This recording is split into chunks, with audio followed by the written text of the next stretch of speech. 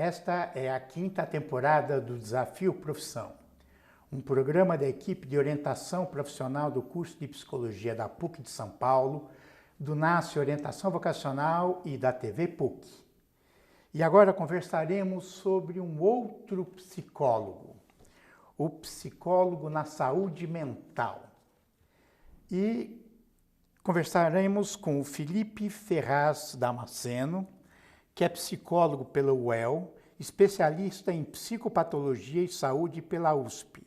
É membro do circuito Ponto de Estofo Mogi das Cruzes. Atuou como psicólogo no Centro de Atenção Psicossocial, CAPS, na freguesia do Brasilândia. Atualmente é supervisor técnico da Unidade de Acolhimento Adulto de Brasilândia 1. E a Débora Sereno, que é psicóloga pela PUC, mestre em Psicologia Clínica pela USP. É doutoranda do Departamento de Psicologia da PUC, também é docente e coordenadora de estágio do curso de Psicologia e coordenadora e supervisora do Giramundo, Oficinas e Redes em Saúde Mental da Clínica Psicológica Ana Maria Popovic, também da PUC de São Paulo. Eu agradeço a presença de vocês. E poderíamos começar com um caso, uma situação engraçada, uma situação inusitada a respeito da profissão, ou do trabalho do profissional. Eu acho que eu poderia contar um pouco do que é esse trabalho na saúde mental, do que é o trabalho nos CAPs, né? Com uma passagem assim, muito rápida que meu irmão é engenheiro elétrico, né? E o trabalho dele, ele vai muito bem vestido, terno, né? Às vezes gravata, camisa, sapato social. E eu muitas vezes vou trabalhar, tenho o privilégio de trabalhar de camiseta, tênis e bermuda, porque lá no CAPS a gente tem oficinas de esporte, tênis de mesa, vôlei. E às vezes eu saio do trabalho, vou para a casa da minha mãe, encontro ele na casa da minha mãe, ele me olha e diz assim, mas o que você está fazendo? Você não veio do trabalho? Você estava trabalhando, afinal de contas, ou não estava trabalhando?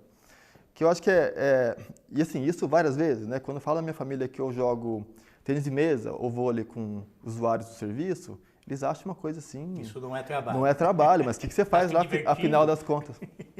Que é muito de como é que é essa clínica de saúde mental no SUS, nos CAPs, que é ter esse laço muito mais próximo do usuário, né? Essa relação muito estreita com ele mesmo, que é bacana e me encanta muito. Eu acho que a gente está aqui para falar sobre o papel do psicólogo, né? Dentro da saúde mental e dentro desse serviço de atenção psicossocial. A gente vê assim, o psicólogo precisa ter uma formação muito séria para poder trabalhar dentro de um CAPS. Ele precisa ter uma teoria que vai dizer quem são esses usuários que ele está atendendo. Ele precisa ter uma leitura institucional, né, para poder entender como é que isso se dá. Ele tem que saber o que é o SUS, porque o CAPS está dentro da política do SUS, né?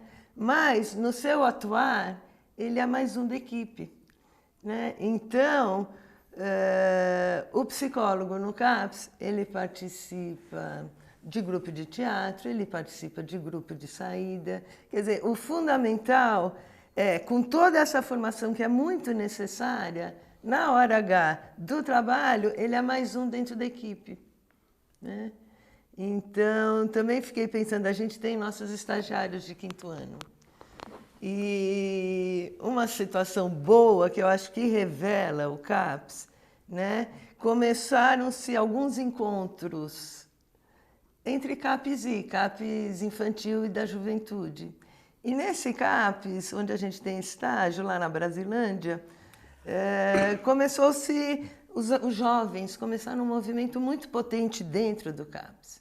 Então, teve lá um encontro de CAPS em Jundiaí, e a meninada toda foi em peso. E em peso vai toda a meninada, vão todos os jovens, vão os estagiários de psicologia, vai o psiquiatra, vai o terapeuta ocupacional, todo mundo acampa lá, né? E é uma farra. E eles participam do encontro porque eles vão se apropriando do serviço e eles têm lá vontade. Aconteceu depois de alguns meses aqui, o CAPS aqui recebeu. E aí é muito divertido de ver, porque são jovens que estão lá com os seus sofrimentos, com as suas questões, muito empoderados do tratamento, porque eu acho que isso é uma construção coletiva. E acho que uma situação boa que caracteriza bem esse papel é lá na noite, na assembleia, estão todos combinando como é que vai ser, quem vai dormir como, de que jeito. Pode ter beijo? Pode ter beijo na língua? Pode ter beijo na língua, mas não dentro do banheiro. Então, assim, como é que se trabalha com a moçada de bermuda? Sim. Né? Porque a proximidade é muito grande. Quem é a população que o psicólogo no CAPS atende? Eu acho que é importante começar respondendo e dizendo que a população, não só o psicólogo atende, mas todo o CAPS atende uma população, né, que dentro da formatação do SUS, né, o CAPS existe, o CAPS está para casos de transtorno e sofrimento mental grave. Né? Então são aquelas pessoas, né, e aí os CAPS estão divididos em 3 modalidades: CAPS infanto-juvenil, né, que atende crianças e adolescentes, né, e aí se enquadra muito, né, como a Débora falou, os jovens, autistas, né, também jovens e adolescentes com questões do uso problemático de álcool e outras drogas, né. Esse é o CAPS infanto-juvenil. O CAPS adulto, né, que são casos, né, das esquizofrenia, depressões muito graves, né? E o CAPS AD, o CAPS álcool e drogas, que são para as pessoas que fazem uso nocivo de álcool e outras drogas, né? Então o CAPS está dentro do SUS para os casos mais graves. É um serviço que tem como marca principal estar perto da população, né, que atende. Por isso os CAPS estão nos bairros. Os CAPS não estão nos grandes centros, né, as avenidas, né, estão nos bairros, né, na Brasilândia, na freguesia do Ó, e, enfim, por São Paulo todo, pelo Brasil todo. Né? Então, está perto da população que atende e está para esses casos graves, para os casos, né, de crise, de uma gravidade e uma complexidade maior. Eu acho legal só complementar que seriam casos que antigamente, há pouco tempo atrás, seriam internados nos hospitais psiquiátricos. Nos hospícios? Nos hospícios, exato, manicômios.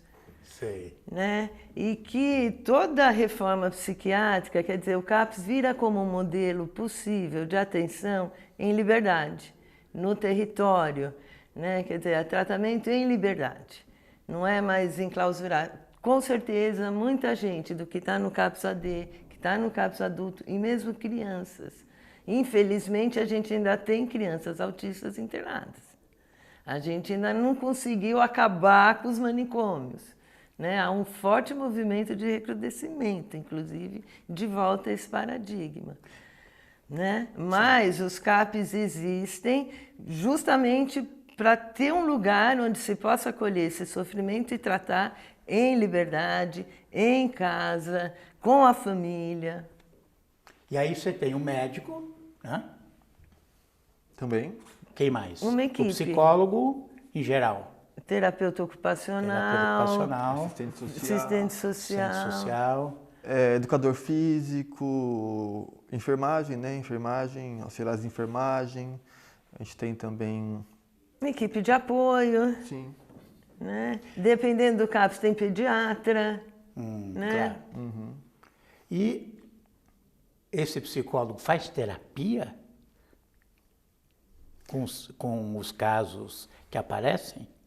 A atividade dele é fazer uma terapia? Olha, eu diria que é uma possibilidade, né, se dentro de uma discussão em equipe, né, a equipe pensar que para aquele sujeito ele precisa de um espaço, né, com esse recorte mais psicoterapêutico, mas não é isso que o psicólogo faz no CAPS. Eu acho que, como a Débora começou falando, o psicólogo tem uma formação específica, tem um trajeto específico, um óculos todo dele para olhar para as questões de sofrimento psíquico. Porém, quando está no CAPS, ele é um entre vários, um entre tantos outros, que na hora da discussão, da conversa, de pensar aquela pessoa, pensar aquele sofrimento, ele vai contribuir aí com o que é específico da formação dele. o CAPS não é chamado, o psicólogo não é chamado num CAPS, por exemplo, tem que atender o fulano, vem então o psicólogo atender o fulano aqui numa salinha. Não, isso é possível, mas não é aí que está pautada a inserção do psicólogo no CAPS, inclusive a potência de um psicólogo no CAPS. Então também o médico não está lá só para dar remédio. Não, é isso que eu estou falando, quer dizer, o médico também vai para campo adentro, o médico junto com o psicólogo também vão fazer passeios, serviços territoriais, né? Eu acho que é um grande desafio, porque a gente não é formado para trabalhar em equipe, a gente não sabe. O psicólogo, na maioria das universidades, são formados para trabalhar entre quatro paredes no consultório e atender seu paciente, fazer psicoterapia. Eu acho que o grande desafio da formação para o SUS, para a saúde mental, é justamente como é que você vai dando ferramentas para o psicólogo não se perder na sua identidade, na sua profissão, mas poder, com o seu olhar, trabalhar em equipe. Eu acho que esse é o maior desafio. E vamos pegar um doente mental mais grave, ele fica a vida inteira no CAPS? Não. Inclusive, é isso, né? O CAPS é um serviço que acolhe e cuida da crise. Então, a crise, é um ponto agudo do sofrimento de uma pessoa, né? Então, a gente faz todo um trabalho para que a pessoa consiga se restabelecer, consiga se reorganizar dessa crise, né? E, a partir daí, voltar para a vida, né? Voltar para sua vida. Família, se tiver. Exato, né? Para o seu trabalho, para o seu lazer, para as suas tristezas e alegrias da vida, né? Que ninguém está isento disso, né? Então, não é um serviço para a pessoa chegar e ficar, né? Sei. Isso seria muito ruim, inclusive, porque daí replicaria um modelo que é o modelo do hospital, que é o modelo da pessoa viver numa instituição, né? O que seria péssimo, né? Então, um CAPS, um bom CAPS, ele faz um trabalho para que a pessoa consiga atravessar aquele momento de maior angústia, de maior sofrimento, maior vulnerabilidade, e a partir daí conseguir retomar seus processos na vida. Quer dizer, trata a crise, mas também é a função do CAPS ajudar o sujeito nessa ponte, nesse restabelecimento do seu mundo social, do seu laço social, né?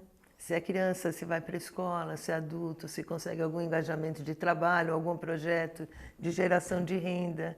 Quer dizer, o CAPS fica como um serviço intermediário a todas essas possibilidades do território de inserção. E ele social. não tem uma linha psicológica definida? Não. Por ser esse serviço, né, multifacetado, multidisciplinar também, ele segue princípios que são da reforma psiquiátrica, que é esse movimento que a Débora citou, que reformulou a atenção à saúde mental no Brasil, né? Segue alguns nortes que são da reinserção e reabilitação psicossocial, que é justamente isso, que a pessoa possa usar o CAPS no momento agudo, né? E daí seguir sua vida. Então, não há uma teoria psicológica predominante no CAPS. Inclusive, é bastante bom que não tenha mesmo, que né, lá seja um lugar de múltiplas visões, e tanto das psicológicas quanto das outras disciplinas. Que eu acho isso muito legal no CAPS, né? Eu acho que isso do seu lugar da crise, né, que olha a crise, é o lugar de olhar a crise sim, mas também é um lugar onde dá para acompanhar a pessoa em outros momentos da vida dela. Né? Dá para fazer essa passagem de momentos agudos de sofrimento para construções produtivas, para momentos, sabe, de outro engajamento na vida. Então você consegue ver a pessoa chegar num CAPS muito mal, muito sofrida, né? E olhar para aquilo, né? E cuidar daquilo. E depois, uma hora, você consegue jogar vôlei com ela, como eu falei, jogar tênis de mesa com ela, né? Que é um outro gostinho muito bom de trabalhar nesse tipo de serviço, que é você conseguir ver as mudanças acontecerem. Nesse ano, 2017, tivemos um filme, né, sobre a Anísia da Silveira. Tem alguma relação, vocês veem? Eu acho que todos esses projetos de humanização, né, se a gente pensar, a reforma psiquiátrica, a lei surgiu em 2001, mas a gente vê desde os anos 60, tinham comunidades terapêuticas, sempre existe a tentativa de humanizar os serviços e de buscar uma condição do humano e não daquelas cenas que a gente vê nos hospitais psiquiátricos, só pegar lá o livro da Daniela Arbex, do Holocausto Brasileiro, né, que você vê todo mundo em situações precaríssimas, jogadas, isolado. animalizadas. objetificadas, né? Sempre teve. Eu acho que o trabalho da Nise é um desses, né? No Sul a gente tinha carmidamento, tinha no Rio, tinham comunidades terapêuticas. O problema é que na ditadura tudo isso se encerra. Há um recrudescimento, de novo, dos hospitais psiquiátricos, principalmente privados. Então, todas essas experiências ficam latentes. Eu acho que nesse momento, quando se volta a abrir os manicômios, essas experiências são super resgatadas, porque são muito potentes, foram potentes.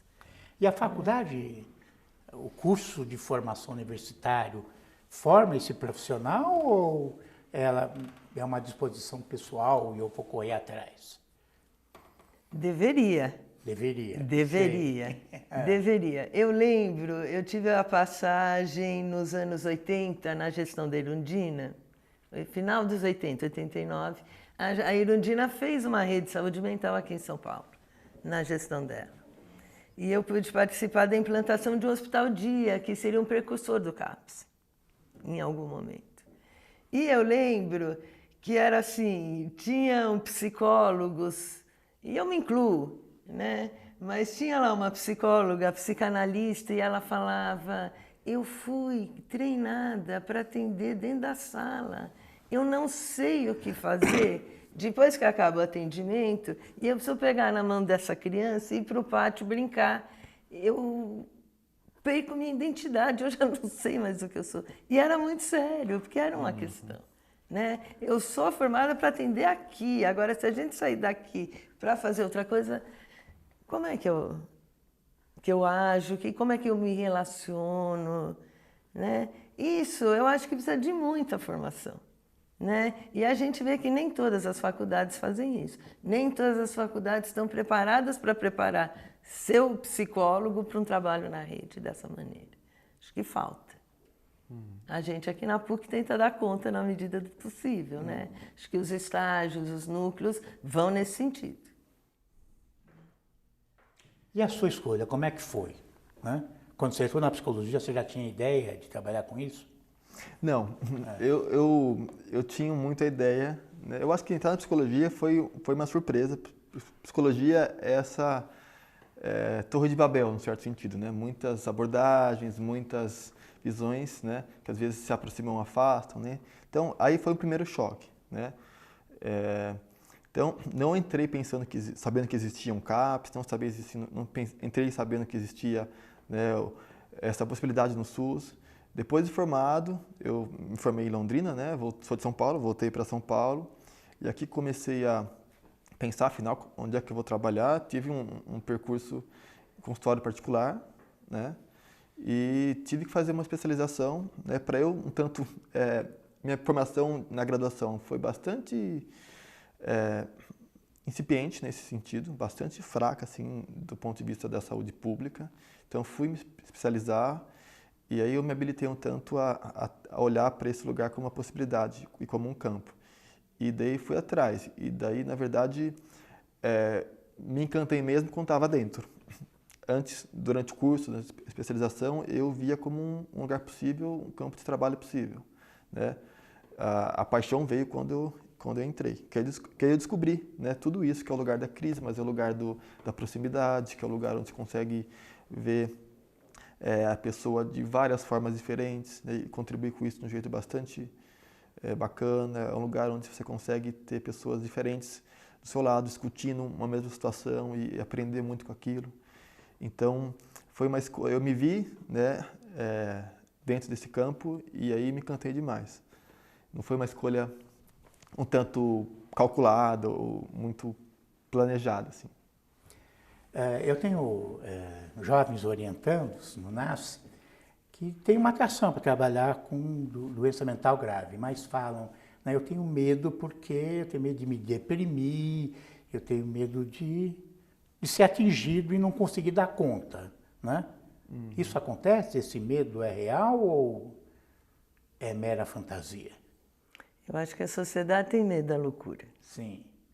Eu acho que todos querem esconder a loucura, né? Por outro lado, eu particularmente tenho um fascínio. Eu me formei na PUC e sou mais velha.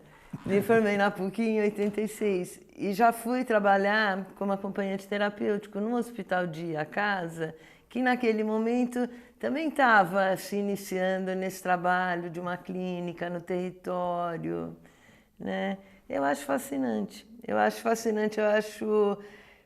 você tem muito que aprender com esses sujeitos, a forma como eles produzem o mundo, né? E te tira do teu confortozinho que você tem, da tua neurosezinha, né? Te Que tira. dá uma dose de realidade. Assim, né? Que pode... Isso pode ser um motivo para você mergulhar nesse campo, mas eu entendo que não é para todo mundo. Sei. Também. Né? Não acho que todo mundo que se forma com psicologia vai trabalhar na saúde pública, vai trabalhar com saúde mental e vai se dar bem no CAPS. Acho que não.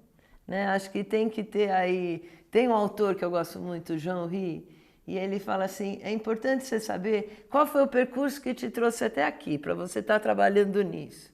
Porque não é pouca coisa. Né? Que marcas na tua vida, marcas vivenciais, passionais, Sim. Ele fala, foram te constituindo para você estar aqui. Não é para todo mundo. Isso tem a ver com o nosso trabalho de orientação profissional, que a gente faz isso para as profissões, né? Também, não é só isso, claro, como também não é só esse trabalho. E o trabalho no CAPS é concurso público, é emprego, é CLT ou funcionário público sempre? Olha, os CAPs são um serviço público, então são organizados a partir dos municípios, né? Porque dentro do SUS, os municípios que gerenciam a saúde desse contexto mais local. Agora, em São Paulo, por exemplo, cidade de São Paulo, que é onde a gente está, a saúde pública de São Paulo está muito dividida um tanto, né? Entre parte é gerido diretamente pela prefeitura, outra parte é gerida por parceiras da prefeitura. Por iniciativa privada, parceira da prefeitura. Isso, né, que a gente chama de organizações sociais, as OS. Né? Então, em São Paulo, tem uma grande parte da saúde, né, que é por via dessas organizações sociais, dessas parceiras, que são CLTs, né, não são concursados. Mas aí tem emprego. Emprego. Sim. As pessoas, em geral, são empregadas. São empregadas, carteira assinada, isso, tudo que prevê a lei. Né? E sim, há concursos, né, aí diria até de modo maciço em outras cidades, outras prefeituras, o concurso público talvez seja a via principal de entrada nesse campo da saúde mental pública. Né? E tem emprego? Tem emprego hoje para quem quer trabalhar na área? Olha, eu acho que muito por conta... Acho que aí tem uma delicadeza que é o quanto que as prefeituras estão investindo muito ou pouco na saúde, né? Na abertura de concursos, de novos processos e tal. Que isso tem tonalidades a depender da cidade. Aqui em São Paulo, por exemplo, por estar muito a partir dessas parceiras, né? Então tem um campo, né, e uma porta de entrada mais aberta, mais acessível. Né? Até porque... Né, são algumas parceiras, não é uma única, e então há toda uma movimentação de profissionais, né, entre serviços, né, porque isso acho que um tanto tem até a ver com o que a Débora dizia sobre estar no CAPS. Né? Estar no CAPS, álcool e drogas, por exemplo, é muito difícil. Chega uma hora que para mim pode falar, bom, eu acho que deu, eu vou para uma outra experiência, eu posso ir para um CAPS infanto juvenil, posso ir para um CAPS adulto, tá? E então tem toda uma rotatividade que possibilita assim que o mercado esteja um tanto aberto para novas inserções. O psicólogo de saúde mental, para trabalhar só trabalha no CAPS ou numa parceira, ou existem outros locais de trabalho? Não, para trabalhar em CAPS seria... Não, em saúde mental. Em saúde mental. Tem Isso. muito campo de trabalho, tem outros lugares? acho. Tem. Né? Enfim, tem as clínicas aí. Eu acho que tem um movimento muito sério de acompanhamento terapêutico, que é essa clínica que se dá na rua, que se dá em parceria com equipes de trabalho. Eu acho que isso é um... Acompanhamento terapêutico seria... O acompanhamento terapêutico, ele foi desenvolvido aí por essa equipe, né, por várias equipes, para atender pessoas que estão no sofrimento, mas que estão fora da instituição, né? Ou, por exemplo, o paciente lá, o usuário pode ficar no CAPS adulto durante o dia, mas em determinados momentos se percebe final de semana. Estou idealizando. Tá? Final de semana muito solitário ou muito sem projeto. O acompanhante terapêutico AT é aquele que vai na casa, que pode sair com ele para fazer uma incursão pela cidade, pode propor conhecer outros campos para pensar em inserção. Então é uma atuação que se dá fora das instituições. E tem muitos grupos atuando com isso, em parceria com a rede pública, em parceria com algumas residências terapêuticas. Quer dizer, é um agente de saúde que ajuda a promover e pensar possibilidades de inserção dessa pessoa com grande sofrimento psíquico na cidade. Quer dizer, até no consultório ele pode atuar. Até no consultório. Também? Sim. E aí seria o quê? Indicando para um CAPS ou fazendo o trabalho? Eu acho legal isso, porque a gente vai pensando na saúde mental em rede. Sei. Né? Então, pode ser, são várias possibilidades de rede. Pode ser do consultório para o CAPS, pode ser do CAPS para o AT para o consultório, né? Pode ser com a escola, essa rede.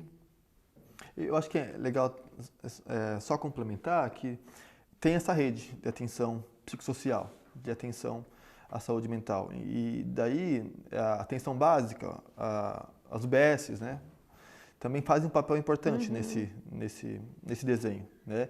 Inclusive, saúde mental é olhada também na atenção básica, lá no posto de saúde. Né? E tem profissionais que vão até o posto de saúde, né? Sim, vão não, trabalham lá, né? Não que vão para isso, mas trabalham lá e também tem esse contato com a saúde mental, né? Que não são dos transtornos e questões mais graves, mas questões que trazem um sofrimento, sim, e que precisam de um olhar da saúde. Então, também nessa rede, há várias inserções possíveis. Eu agradeço as contribuições e até o próximo Desafio Profissão.